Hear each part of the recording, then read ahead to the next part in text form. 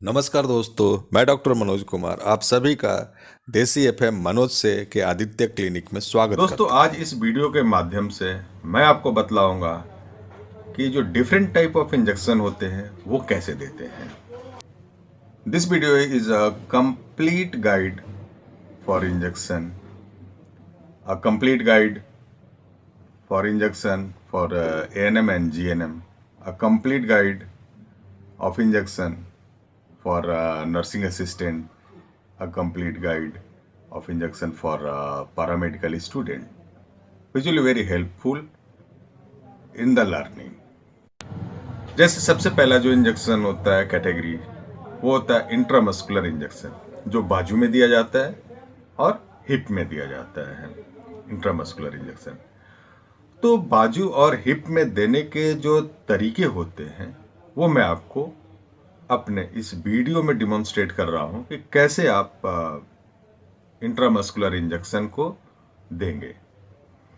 Intramuscular injection या कमर में जो इंजेक्शन दिया जाता है उसका एरिया यह होता है, यह बाहर की तरफ का जो हिस्सा है कमर का, इस हिस्से पे इंट्रामस्कुलर इंजेक्शन दिया जाता है और किसी हिस्से पे कमर में नहीं दिया जाता है। ये कभी भी इंजेक्शन लेने के समय ध्यान रखना चाहिए। कर देने। अब क्या होता है कि इस हिस्से को आपको स्टेरलाइज करना रहता है स्वैब से। स्टेरलाइज करने के बाद में आप इंजेक्शन जो तैयार है उसको सीधा आप प्रिक करेंगे और हल्का से एस्पायरेट करेंगे कि वो वेन को टच नहीं किया हो, और धीरे धीरे आप इंजेक्शन को देंगे। तो इंट्रामस्कुलर इंजेक्शन देने का तरीका ये होता है। देने के बाद आप सीधे इस नीडल को बाहर निकाल लेंगे।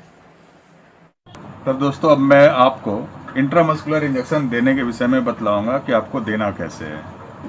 तो आप ये जो एरिया देख रहे हैं हाथ पे, यहाँ पे ये जो एरिया है ये अपर एरिया में ही दिया जाता है, ना कि कहीं नीचे में दे आप या बगल में या इधर में कहीं में। तो हमेशा जब भी दे तो ये जो अपर एरिया है इंजेक्शन को, इंट्रामस्कुलर इंजेक्शन को आप इस एरिया में ही दें।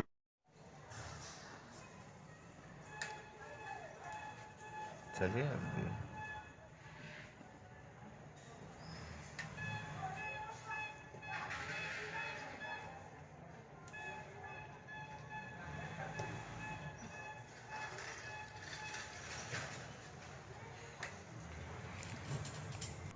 इस वीडियो में मैं ये भी दिखलाऊंगा कि बाजू में जैसे आप एक इंजेक्शन दे सकते हैं, कमर में भी दे सकते हैं, मगर बहुत बार होता है कि पेशेंट को दो दो इंजेक्शन देनी पड़ती हैं। तो आप साइमल्टेनियसली कैसे देंगे दोनों इंजेक्शन एक ही तरफ में? मान लो कि सुबह शाम देने हैं, तो वो भी मैं तरीका आपको दिखलाऊंगा कि आप दो इंजेक्शन एक साथ कैसे देंगे। अगर दो इंजेक्शन देनी रहती है तो सबसे बेस्ट पोजीशन होता है कमर में लगाना। कमर में लगाने से क्या होता है कि पेशेंट को उतनी तकलीफ नहीं होती है और एरिया जो होता है वो आप फुल्ली स्टरलाइज करें। तो देखिए, एक इंजेक्शन मैंने लगा दिया, दूसरा भी इंजेक्शन मैंने तैयार कर रखा था। लगाने से पहले फिर उस एरिया को मैं स्टरलाइज करूँगा। इसके बाद आप देखेंगे कि दूसरा इंजेक्शन भी दूंगा। इंजेक्शन देने के विषय में मैंने आपको बतलाया है कि जब भी आप निडल को प्रिक करें स्किन के अंदर में, मसल में, तो सिरिंज को थोड़ा खींचे। इससे मालूम चलेगा कि हमारा निडल वेन को तो टच नहीं कर रहा है। फिर आप इंजेक्शन को देने के बाद आप सीधा उसको निकाल। कमर में इंट्रामस्कुलर देने का तरीका है कि पहले उस एरिया को कॉटन और स्वैब से स्टेरलाइज करें, फिर इंजेक्शन को सीधे 90 डिग्री के एंगल पर आप पेशेंट के मांसपेशियों में इंजेक्ट करें। आपको यह देखना है कि कपड़ा से इंजेक्शन टच ना करे, क्योंकि अगर टच करता है तो उससे पेशेंट को इन्फेक्शन होता है। तो इन बातों का ध्यान रखें। इस वीडियो में मैं आपको यह भी दिखलाऊंगा कि अगर लेडीज़ को अगर दो इंजेक्शन देने हैं तो कैसे आप दोनों तरफ एक एक इंजेक्शन दें, क्योंकि बहुत बार होता है कि अगर आप एक ही तरफ दोनों इंजेक्शन देते हैं तो इंजेक्शन से रिएक्शन होने का डर भी होता है, क्योंकि हो सकता है अंदर में जाकर दोनों पॉइंट एक जगह मैच कर जाए।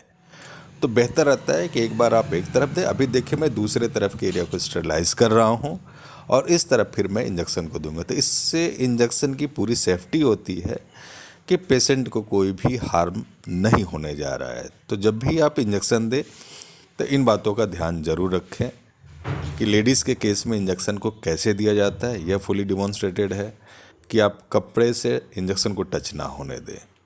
देख लिया आपने किस तरह से इंजेक्शन देने के बाद निडल को निकालते हैं बाहर और एरिया को थोड़ा दूर पुश करके रखते हैं कि वहाँ से कोई भी इन्फेक्शन अंदर की तरफ ना जाए।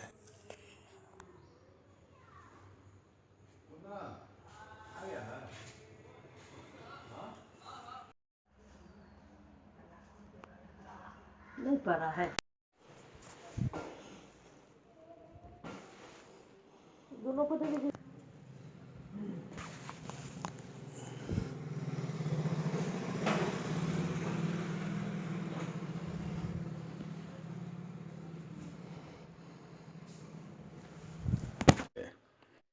इंट्रावेनस इंजेक्शन, नसों में इंजेक्शन को कैसे दें? यह बहुत ही जटिल प्रक्रिया होती है। इसके लिए बहुत सारी सावधानियां बरतनी पड़ती है। सबसे पहले अगर आप यहाँ पर दे रहे हैं हाथों में इंट्रावेनस इंजेक्शन, तो इसको आप होल्ड करें, क्योंकि जो वेन्स होते हैं वो बहुत ही फ्लेक्सिबल्स होते हैं। तो जैसे आप इंजेक्ट करेंगे वेन्स स्लिप कर जाता है। तो होल्ड करने के बाद आप इंजेक्शन को धीरे धीरे इंजेक्ट करेंगे। जो आपने इंजेक्शन में लिया हुआ है दवाइयाँ, इंट्रावेनस का रूल्स है कि बहुत ही धीरे से इंजेक्ट करते हैं मेडिसिन को, क्योंकि वो सीधे हार्ट के पोर्शन में पहुंचता है मेडिसिन। तो पेशेंट को कॉम्प्लिकेशंस हो सकता है। तो इन बातों को आपको ध्यान रखना है। डॉक्टर को ले जाना पड़ेगा। हाँ, तो हाँ दिक्कत करेगा ना। चलिए लगाइए भैया। तुम थोड़ा भी नहीं हिलो। हाँ बस हो गया, हो गया, बस तनी से ठहर जाओ, हो गया। हो गया, हाथ हटाओ। हाँ तक बस हो गया, बस हिला जा मत एकदम है। एकदम नहीं। बस हो गया, खत्म खत्म, हो गया बस। हो। इंट्राकैथ लगाने के समय में पीछे जो निडल्स रहता है इसको आप हल्का से खींच के देखें। इसमें अगर ब्लड आ जाता है तो क्लियर होता है कि वेन्स क्लियर है, यानी वो जो हमारा इंट्राकैथ है वो वेन में ही लगा है। और इसके बाद आप इसकी पैकिंग अच्छी से कर दे, टेप चिपका दे, जिससे कि वो निडल वहाँ से हिले नहीं। तो इस बात का आपको ध्यान रखना है। आईवी इंजेक्शन देते समय हमेशा धीरे धीरे इंजेक्शन देना चाहिए, क्योंकि जो हमारा आईवी सेट लगा रहता है वहाँ से जो मेडिसिन जाता है सीधे हार्ट में पहुँचता है, और अचानक कंसंट्रेशन बढ़ने से पेशेंट को वॉमिटिंग और चक्कर आने की शिकायत मिलती है। तो जब भी दें आप इंजेक्शन नसों में धीरे धीरे दें और थोड़े समय के लिए रोकें। रोकने के बाद तब फिर इंजेक्शन दें। बहुत बार होता है कि हम देते हैं और दवा जाती नहीं है, तो थोड़ा सा उसको रब करें स्किन को, तो दवा आसानी से चली जाती है।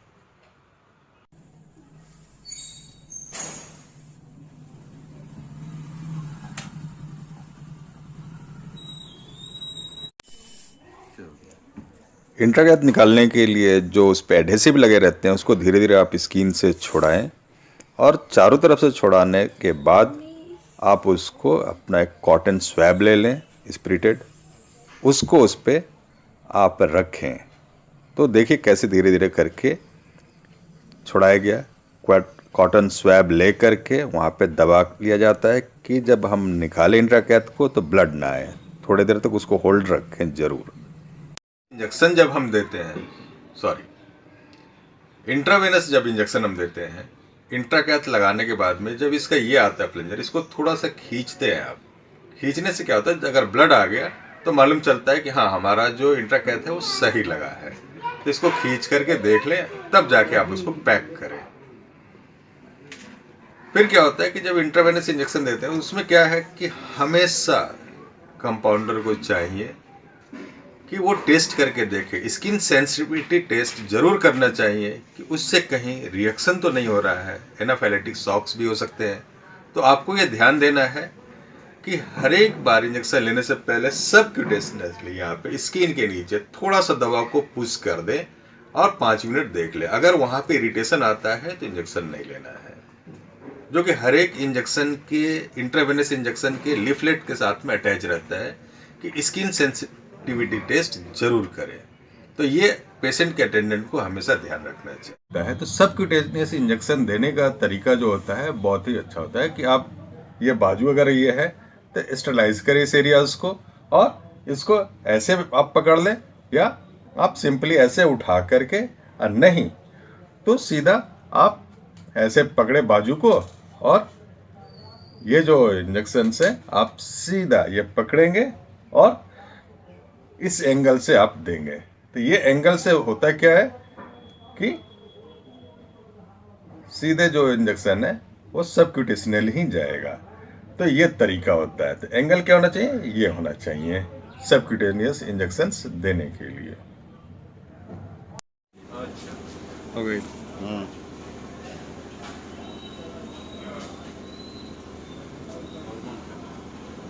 पूरा आवेगा चाहिए।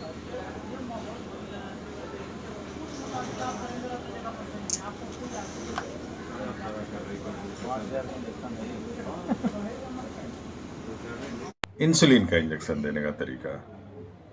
आज हमारे देश में डायबिटीज रोगियों की संख्या बढ़ते जा रही है। हमारा जो देश है पूरे वर्ल्ड में डायबिटिक नेशनल्स का कैपिटल कहला रहा है। तो इसको कैसे देंगे, इसका तरीका आपको मैं दिखला रहा हूँ। जनरली ये डायबिटीज के इंजेक्शन ये है। तो देने का तरीका क्या है कि जनरली लोग पेशेंट जो होते हैं वो कंपाउंडर को बुला के दिलवाते हैं। तो कॉस्टली है, चूंकि डेली लेना है, दिन में 3 बार लेते हैं बहुत से लोग। तो अगर आप अपने से सीख लेते हैं तो बहुत आसानी होती है, किसी पे आप डिपेंडेंट नहीं रहेंगे। तो उसका सबसे बढ़िया तरीका क्या है कि जो नेवल का एरिया है, जो नाभि होती है, उसके अगल बगल में देने चाहिए। तो ये आपका इंजेक्शन है। तो देंगे कैसे आप, अब मैं आपको बतला रहा हूं इंसुलिन के इंजेक्शन कैसे देते हैं। क्योंकि हमारा जो देश है ये diabetic capital of the world है। यहाँ पे दिन प्रतिदिन डायबिटीज रोगियों की संख्या बढ़ती जा रही है। अगर आप कंपाउंडर बुलाते हैं तो दिन में 3 बार इंजेक्शन लेना है तो बहुत कॉस्टली अफेयर हो जाता है। तो आप अपने से सीखें कि डायबिटीज की सुई कैसे देंगे आप। तो तरीका क्या है, जनरली इससे आप इंजेक्शन को यूज करते हैं। तो इसको देने का तरीका सबसे बढ़िया अपने आप में क्या होता है कि जो नाभि का एरिया है, नाभि से 2 या 3 अंगुली हट करके आप इंजेक्शन को दें। तो और इसको लेकर के आप सीधा पुश करें। आप दवा को लोड कर लें, लोड करने के बाद आप इंजेक्शन को लें और सीधा 2 उंगली हट करके यहाँ पे सीधा पुश करके और दवा को इंजेक्ट करके और सीधा नीडल को बाहर निकाल लें। ये तरीका होता है इंसुलिन का इंजेक्शन देने का। दूसरी आती है इंसुलिन इंजेक्शन में प्री लोडेड सिरिंज आती है इंसुलिन की, जो इस तरह की होती है। ये बहुत ही आसान है, तरीका वही है, अपने नाभिक एरिया से हट करके देने के लिए। तो सीधा इसको निकालें। आप देखें कितना फाइन नीडल है कि कैमरे में भी जल्दी नहीं आता है। जितना रिक्वायर्ड क्वांटिटी है आप उसको लें और उसको घुमा लें।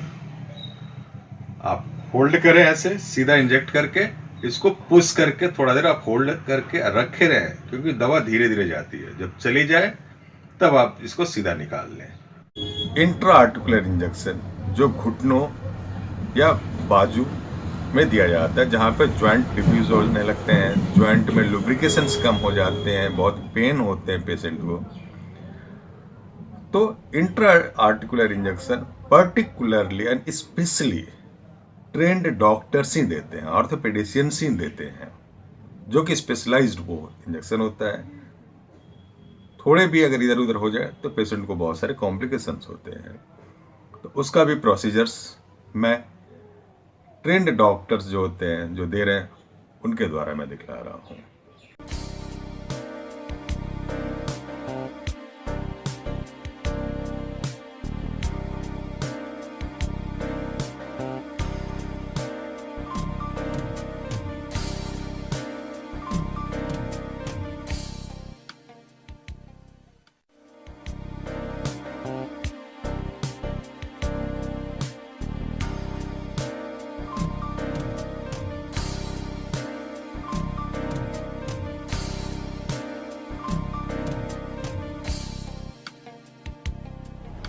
like to emphasize one point is that after the sterile preparation of the skin, I always infiltrate the skin with xylocaine 2% and not give them together simultaneously, so that the subsequent injection of Halonix with a bigger needle would not be so painful. एक injection वाक से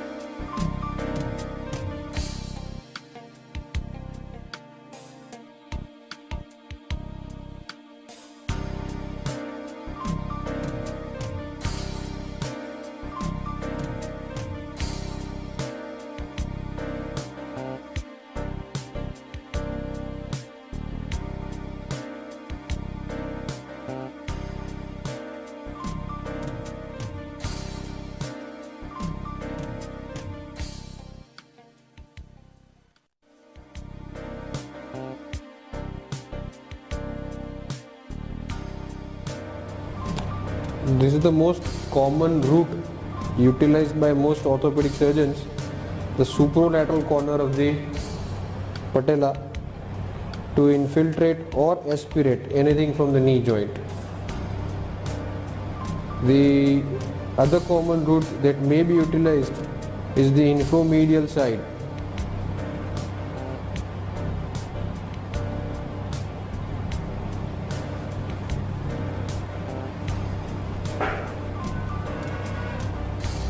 I always ask the patient to flex the knee and extend it immediately after the injection, so that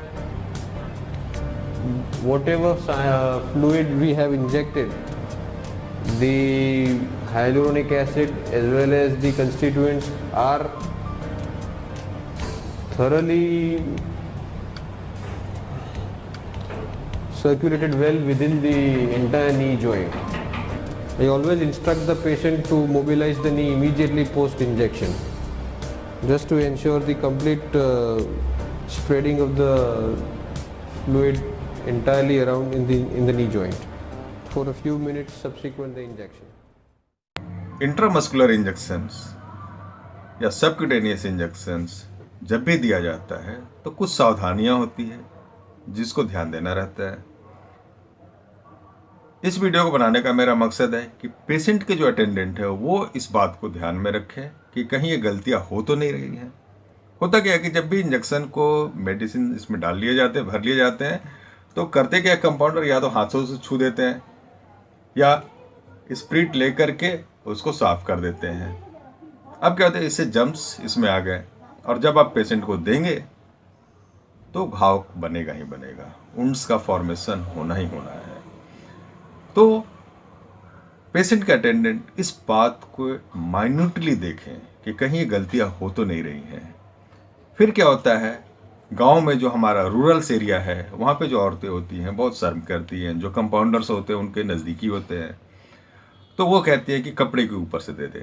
तो आप देखेंगे गांव देहातों में जो wounds का फॉर्मेशन होता है आफ्टर इंजेक्शन वो बहुत अधिक केस मिलते हैं। उसका कारण ये होता है कि कंपाउंडर जो होता है कपड़े के ऊपर से दे देता है।